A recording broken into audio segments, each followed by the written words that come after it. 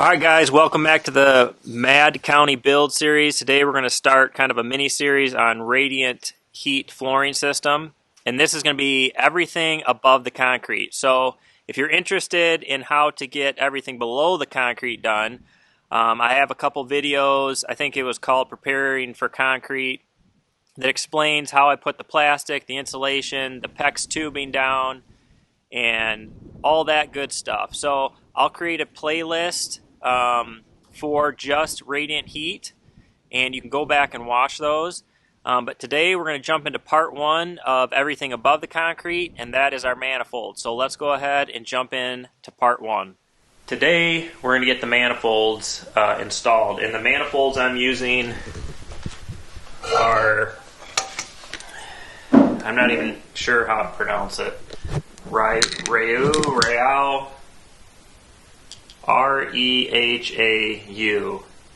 They're all stainless steel, 1 inch. They come with balancers on the return manifold.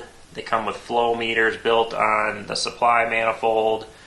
They come with ball valves. They come with temperature gauges. They are just a really solid manifold. So I have 4 zones you can see here, and I have all these tied together from when we poured the concrete so I could pressurize all of them to make sure none of them got damaged. So I'm going to have to cut all those off, which we'll do here in a second. But I have 4 zones. I got a zone there, a 1 circuit zone, a zone here, and a zone there. So I have manifolds for 3 of the zones. This zone here, since it's only 1 circuit, that will get directly piped to one of the zone pumps and return. So I don't have to have a manifold there. So I want to cut these up high enough though, so if I ever need to fix something, I have enough exposed pipe that I can I have room to play here in the future. So probably cut them off, somewhere right in here, and that'll make all of my control board very accessible, and then my boiler will go right here. My boiler should be here at the end of the week, I'm hoping. So I guess let's get going. The first step in getting these manifolds mounted is to get all my pipes cut off. So another great thing about these manifolds is you can come off either end of them. So they're multi-directional. They have lots of options. So as I mount these, I'll figure out which way I'm going to come off, and I think it's going to work out pretty good. So we're ready to start hooking this up. So if you look down here, I marked all these, and so that's supply, return, supply, return, supply, return. So these 2 here are a loop, these 2 here are a loop, and these 2 here are a loop. So I know which ones are my supply. So that's a supply, that's a supply, that's a supply, and that goes to the top.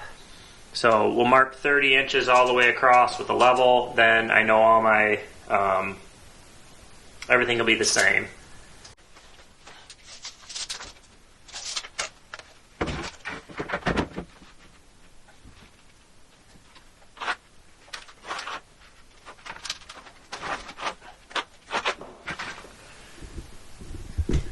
Alright, now that we got that marked, I'm going to fasten this up there.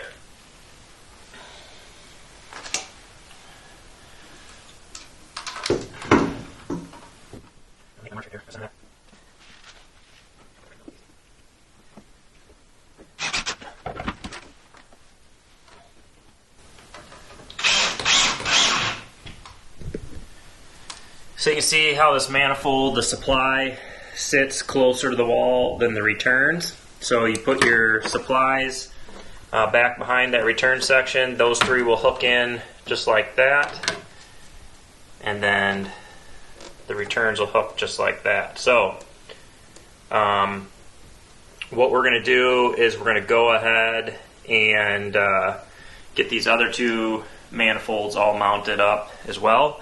and then we'll go through and hook all the pipes up. And unfortunately with these, I'm just going to have to put a coupling in there. Even where it was not going to be long enough to make it up to the pump and return. It's not a big deal. I'll just put a coupling, 2 couplings in there, and we'll get these up to where the controls are going to be. Alright, so before mounting your manifold, you simply need to separate your supplies from your returns, and then slide all of your supplies up in between the supply and return manifold, so when you mount it, you don't have to bend those pipes and they fit in there good. And then by putting that level pencil line across there, I just run my top screws right into that pencil line, and that assures me that my manifolds will be level all the way across. It's important to me that the install is nice and clean looking, and that it just looks good. I feel like that's important. Alright, so we got those all mounted. Now it's just a matter of going through and hooking all of these pipes up. And as you can see already, it's already starting to make a lot more sense. And once I get this all hooked up, it is going to look nice and clean, guys. So that's what I want, and it's going to turn out nice. So I will start hooking these up. I'll show you how you hook one of these pipes up on one of them, and then I'm just going to do the rest. So there are a couple important notes. It's kind of almost like hooking up this gas line. You definitely don't want to over tighten. All right, so when you're hooking these up with this manifold, it comes with compression. It comes with a compression nut, a split ring, and then your O-ring and your piece that slides up into the manifold, sealing it. So it's a pretty simple process. I'll take you through one right now.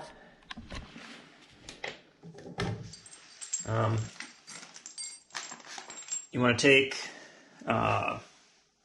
take this piece right here, slide it up in there. Take your tube, get it where you want it.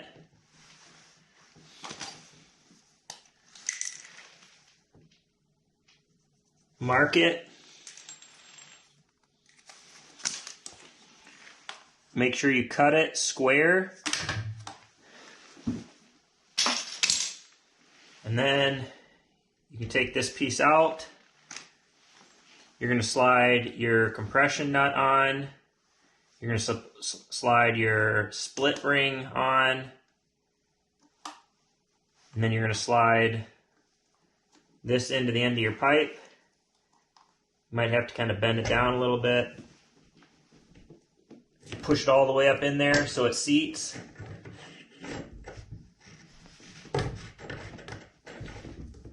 And then hand tighten your nut. And it's important you only go hand tight. Once you have it hand tight, you can hold the top with a wrench and then tighten your compression nut, and you don't want to turn it any more than a half of a turn. So what I do is I just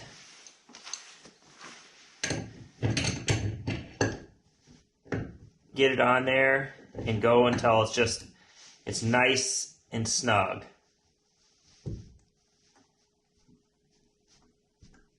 And that's it.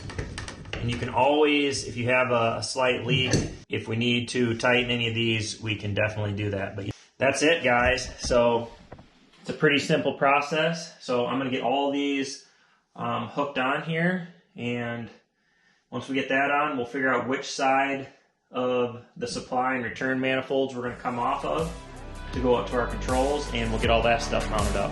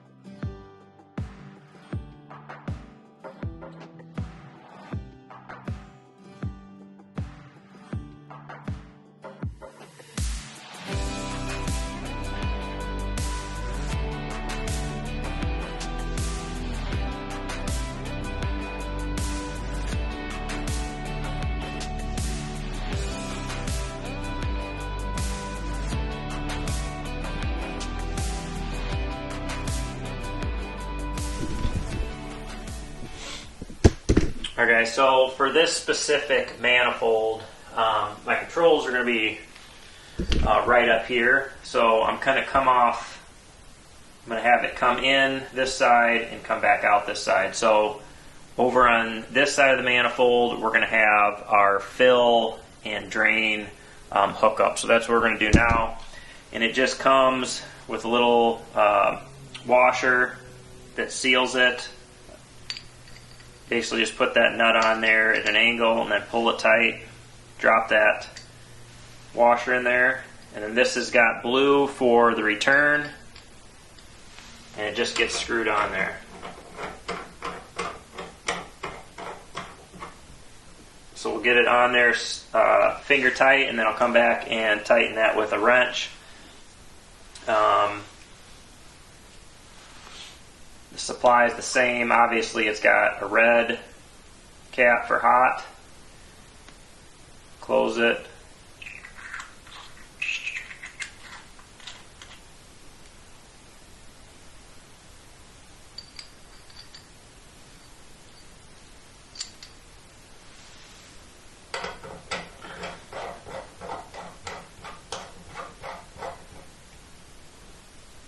As far as the other end goes, we have the same thing. We got red for the supply, blue for the return, and then there's a little space to put a thermometer in there, temperature gauge.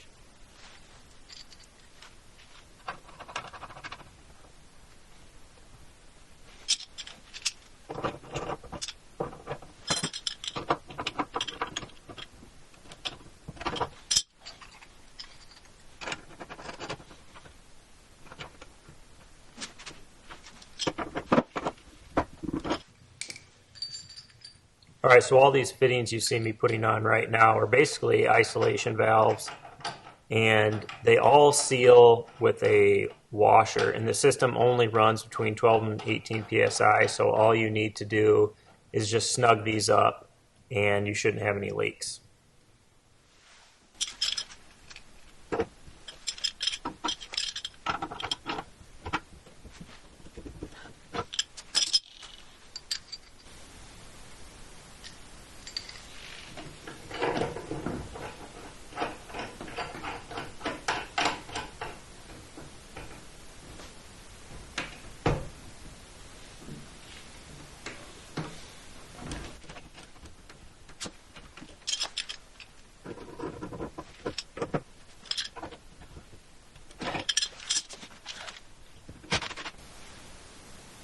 So you just take this little thermometer and it slides right into the socket, and then you just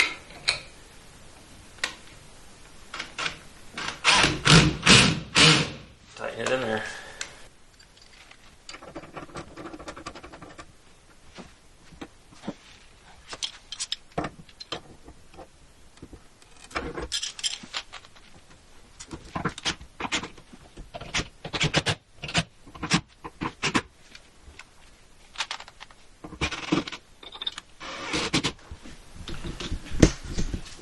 Alright guys, I am officially done mounting and getting all of the manifolds prepared.